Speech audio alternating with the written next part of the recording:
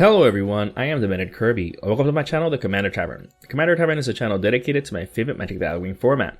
The Brewery is a series on this channel showcasing my spicy brews and other deck techs. On this episode of The Brewery, I'll be discussing my take on a commander from the Lord of the Rings, Aragorn the Uniter. If you like this deck or any of the cards I'll be mentioning throughout the video, please consider using my TCG Player affiliate link when purchasing those cards. You can find that link down in the description. It'll really help out the channel. But the very best way you can help support the channel is with my Patreon. There are plenty of perks for being a patron, such as early access to certain videos, exclusive deck techs, gifts, and more. You can also support my channel for free by simply liking, subscribing, and sharing, which also helps out a lot. I put out a video every Monday, so you don't want to miss out. You can join my Discord server for free if you want to join the Commander Tavern community. All pertinent links are down in the description. Alright, let's get back to the episode. Aragorn is a 5/5 human noble for 1 red, 1 green, 1 white, and 1 blue. This makes him the third legendary creature in those colors that have been printed as of the making of this video. This means that we already have 3 of these in this color combination before getting even a second one for the non-green, non-white, and non-blue color identities, since we at least got a second one for the non-red color with Atraxa Grand Unifier. But that's a rant for another day. In any case, this third non-black commander has a triggered effect depending on which color spell you're casting. Cast a white spell and you create a 1/1 human soldier creature token. Cast a blue spell and you scry 2. Cast a red spell and Aragorn deals 3 damage to an opponent. Cast a green spell and target creature gets +4/+4 until end of turn. Since all of these are on different lines, that means that a multicolored spell can trigger more than one of these effects. In fact, it'll trigger each effect per each of its colors. Since Aragorn can create humans, is a human himself, and has access to 4 colors, I decided to build a human tribal deck with him at the helm, including as many good multicolored cards as possible. Every creature is a human and most of the deck spells are multiple colors. Let's start then with some key humans in the deck along with some of the Lord type effects. Knight of Nualara, Rick's Steadfast Leader, and Coat of Arms help make our human army much stronger. While Knight of Nualara is only 2 colors, it does give a significant boost to all of our creatures. Speaking of Rick, being able to give our humans 2 of either First Strike, Vigilance, and Lifelink is pretty strong. I tend to choose Vigilance and Lifelink in generic cases. Depending on the situation, First Strike might be good, but not tapping to attack plus gaining a ton of life is absolute madness. If that weren't all, your humans will also get +2/+2 as long as you control 4 of them. But best of all, if you're still salty with non-fantasy genre IPs in Magic the Gathering, the Walking Dead Secret Lair cards are finally getting a Universes Within printing in an upcoming set, which is Walls of Eldraine. Coat of Arms is insane in any tribal deck, but just be careful when playing it against other tribal decks since the effect is global and not just for you. Titanic Ultimatum is another boon effect in the deck, albeit a one-time only deal since it's on a sorcery. It does cost a whopping 7 mana to cast, but it does trigger 3 of Aragorn's abilities on top of giving our army +5/+5, First Strike, Tampo, and Lifelink. This is a great finisher here. Serac Dragonclaw is another human giver of boons. Him being 3 colors is an absolute amazing bonus. Even so, he's great here since he can be flashed in at the end of a turn or in response to blocks since he's a 6/6 for just 5 mana. On top of that, he can't be countered, plus he makes the rest of your creature spells uncounterable too. If that weren't enough, your other creatures also get trample. That's amazing for when Aragorn is giving himself +4/+4 for each green spell you cast. Cavern of Souls is also included to help make our creature spells uncounterable, especially when they're all humans. It can be a bit costly on the secondary market, so you don't need it if you don't have it, since the deck can run just fine without it. Other amazing humans include Hero of Precinct 1, Torrent's Fist of the Angels, Maya Bertagard Protector, and Eowyn Shield Maiden, since they help in making even more humans. The hero creates a human whenever we cast a multicolored spell, which is more often than not. Torrens creates a human whenever we cast any creature spell, plus that human has training, which is a cute bonus. Maya not only creates humans off of her landfall ability, but she's another boon effect, giving all of our creatures +1/+1. Eowyn is yet another 3-colored human in the deck, and she's super good here. A 5/4 with First Strike for 5 mana is already good, but she creates 2 2/2 humans with trample and haste at the beginning of combat if another human entered the battlefield that turn. Notice that it doesn't specify non-token human, so if we have a good human token creation engine going, we can get them each turn. Then if we control 6 or more humans, we draw a card. So she's also a card advantage piece too, so good here. Riders of Rohan also create 2 2/2 humans with trample and haste, but when it enters the battlefield. Best of all, this creature has dash, so we can dash at each turn to not only always get those human tokens, but it'll also always trigger 2 of Aragorn's abilities, specifically his human token creation and 3 damage to an opponent's face. So for just 6 mana each time, we get 3 humans and 3 damage to an opponent's face. Elisar the Elfstone can also help us do something similar with juggling things between our hand and the battlefield. This Lord of the Rings Skinned Clownstone curio is the cheapest version of it, and I'm super stoked it got a reprint in a cheap way. Thanks to this, whenever any creature enters the battlefield, we can bounce back any other creature we want. With just Riders of Rohan, this is already busted since it saves us casting it for its dash cost. However, with any other token creating effect, we can bounce back any multicolored creature in order to then recast it to trigger Aragorn again. This card is absolutely insane here, especially with some of the cheap multicolored creatures in the deck.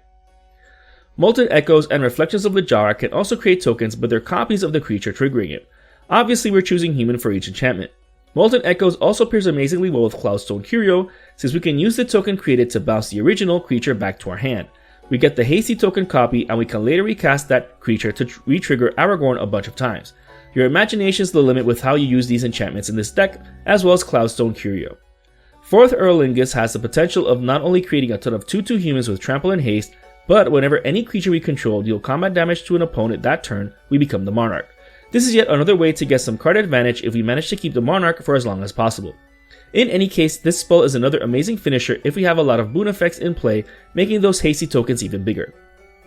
Speaking of card advantage, Kenaion Tour of Meletis, Aragorn King of Gondor, Chalain Teller of Tales, Shana Purifying Blade, Skyward Eye Prophets, and Temur Ascendancy are absolute madness here.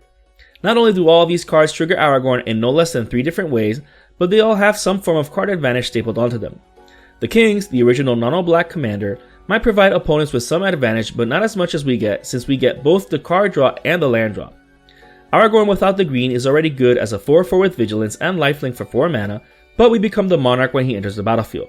Keeping the Monarch is easy enough when we have a board full of creatures. Not only that, but whenever he attacks, if we are the Monarch, creatures can't block this turn. This can help us easily alpha strike any opponent out of the game. Chalain should come as no surprise to how busted he can be. Not only is he generically good, but all of his abilities are even better in this deck. We draw a card whenever we cast a creature, of which the deck has plenty, and we also drop a land from our hand. If that weren't enough, his bounce ability is ridiculous here because not only are we re-triggering Chulain, but 4-colored Aragorn too. Absolutely busted. Shana already surpasses the vanilla test, but she has the potential of drawing us into insane levels of cards. Since the deck has multiple ways of giving our creatures lifelink, we can easily gain over 10 life per turn, for example. If we ever run out of steam, we can sink a ton of mana into her if we did gain a ton of life in order to draw that many cards.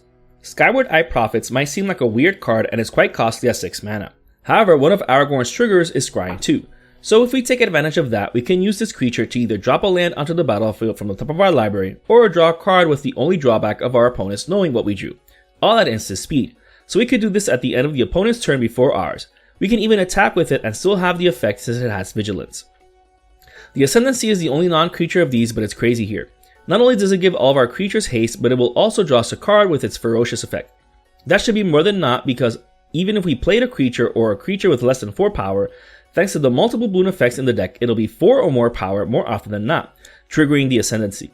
You'd be surprised how often you're drawing handfuls of cards from 2/2 tokens entering the battlefield, thanks to the multiple boon effects in the deck.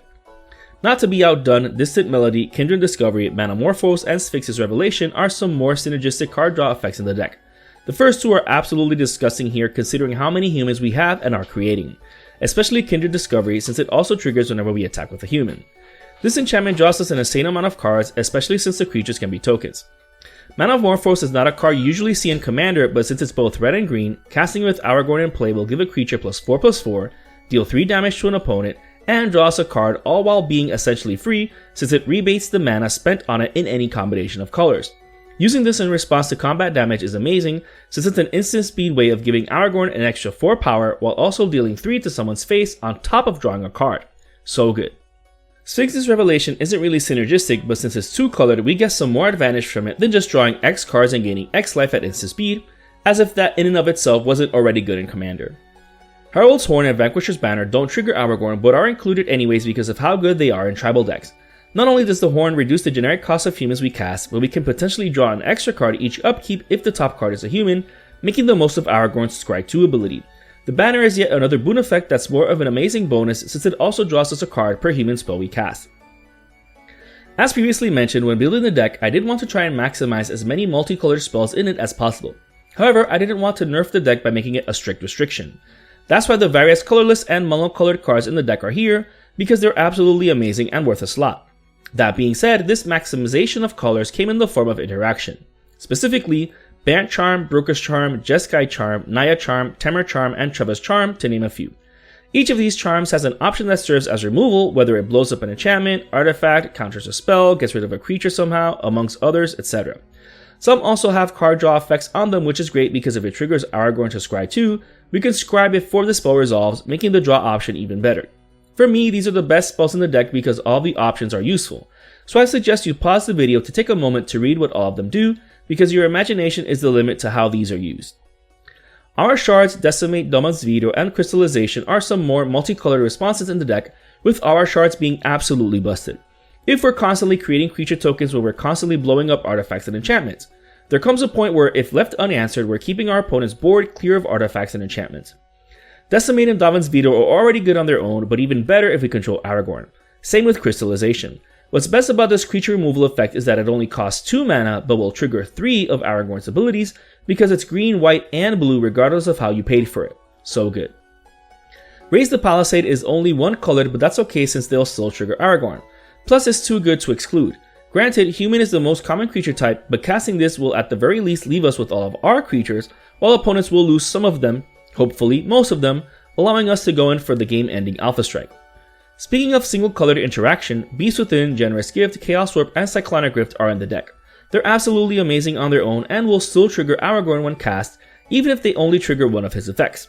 But being able to get rid of any permanent is too strong not to include, plus overloading Cyclonic Rift is yet another way to potentially end the game. Catilda and Lear, another 3-colored human in the deck, is amazing at helping us reuse all of these interactive spells. Whenever we cast a human, we give an instant or sorcery in our graveyard flashback until end of turn. Giving this to any charm in the graveyard is another way to not only reuse it again, but to trigger Aragorn some more. Or maybe we can reuse any of the land-based ramp sorceries we already used. Spells like Farseek, Nature's Lore, 3 Visits into the North, and Rampant Growth. While these will only trigger Aragorn once, they're still worth including since they're all 2 CMC ways of ramping a land onto the battlefield. The first 3 have the potential of getting not just any of the dual-type lands in the deck, but more importantly any of the 4 tricycle lands in it. The deck is running all 6 snow duels as well as 1 of each snow-covered basic, so that Into the North has 10 different choices to get, making it even better here. Trace of Abundance also helps with mana acceleration and will trigger Aragorn 3 different times, but for just 2 mana. Regardless of how you pay its cost, it's a red, green, white spell, which is great. It's not as good as the previous 2 CMC ramp effects, but it does only cost 2 mana while accelerating our mana production and triggering Aragorn 3 times. Falaji Wayfarer, Inga and Asiska, and Catilda Dawnhawk Prime also help with mana acceleration while helping out in the multicolored department. From purely a color perspective, the Wayfarer is already one of the best cards in the deck since it only costs 3 mana while triggering all 4 of Aragorn's abilities since it's all colors. What's important to note is that its all colors clause specifies that it doesn't affect color identity. This is important because cards like Sphinx of the Guild Pact and Transguild Courier cannot be placed in this deck. And best of all, Falaji Wayfarer is a human. Inga and Asiska give all of our creatures a restricted mana dork status since that mana can only be used to cast creature spells. But that's fine since we can still make the most of it. Not only that, but if we do use creatures to cast creature spells, we draw a card each time we do. We have to spend 3 or more mana that way though. If that weren't enough, they also have a boon effect giving our creatures vigilance. This card is amazing here. Catilda has a similar ability, but she only gives it to humans, which is fine because all the creatures in the deck are humans, plus most of the tokens created are also human. They can not only tap for their own colors, which is also fine since most of the creatures in the deck are multicolored. Not to be outdone, we can pay 6 mana and tap her to put a +1/+1 counter on each creature we control, providing yet another boon effect for the deck. Chromatic Lantern and Noble Hierarch are the non-synergistic mana acceleration pieces, but they still somewhat synergize with the deck. The Lantern is a mana rock on its own, but it also helps us with mana fixing, which shouldn't be a problem anyways since the deck is running all 10 fetch lands, all 6 shock lands, and the previously mentioned snow duels and tricycle lands. So we can essentially get any type land we want from any fetch land if it came to it. Noble Hierarch is just a great 1-drop, especially since it's a human. It can tap for one of the 3 colors, plus it has Exalted, which is a nice bonus. The only any color lands being run are Reflecting Pool, Command Tower, and Exotic Orchard, but that's pretty much a given with a 4-colored deck like this one. Going back to interaction, Flurry of Wings is a great protective effect that will trigger 3 of Aragorn's abilities, and for 3 mana we're getting an Archaeogenesis type effect where we're essentially getting a blocker per creature attacking us. However, depending on how you play it, you can still get the bird tokens even if you're not being attacked or if you're not getting attacked with all the creatures. Notice that it's not limited to creatures attacking us. Such a great card. Grand Abolisher is another synergistic piece of interaction even though it's more stacks than interaction. At least it's not backbreaking to play against since all it does is protect us on our own turn from opponents doing things. It's not like they're locked outside of anything else. Granted, the double white casting cost might seem taxing in a 4-colored deck, but almost all lands can tap for multiple colors and the deck has no problems color fixing. Plus, it's a human, which is great. And they shall know no fear, Boros Charm, Flawless Maneuver, Heroic Intervention, Cleric Concealment, and Teferi's Protection are the generic protective spells in the deck, but are much needed considering the deck is aggro. Obviously, we're choosing human for this first spell. The last two, phasing out our permanents, is important when we have a board full of tokens. Champion's Helm, Lightning Greaves, Swiftfoot Boots, and Mithril Coat help with protecting not just our commander, but other key creatures. For example, protecting Chulainn is great because we can use him to bounce any creature that would otherwise be removed. Mithril Coat is a brand new card, but I see this being used in many a commander deck, so get it as many as you can while they're still relatively cheap. This brew is just an idea of how to build around Aragorn the Uniter. While I'm still bummed that the only new 4-colored legendary creature is a third non-all-black one, this card is still pretty interesting. It almost forces you to play as many multicolored spells as possible to make the most of all of his triggers. I did my best to both achieve that as well as having a decent human tribal deck. This also means that you can build this deck however you want. Let me know in the comments how you would build around this version of Aragorn. And if you're interested in the deck list of my spicy brew, you can find a link to it down in the description. I would like to thank all my patrons for supporting me, and a quick shout out to all my higher tier patrons, the brewers, for their patronage. I'd also like to thank anyone using my TCG Player affiliate link, that also helps out the channel. And to everyone, thanks for watching this episode of The Brewery on the Commander Tavern. I am the Mad Kirby, and happy brewing.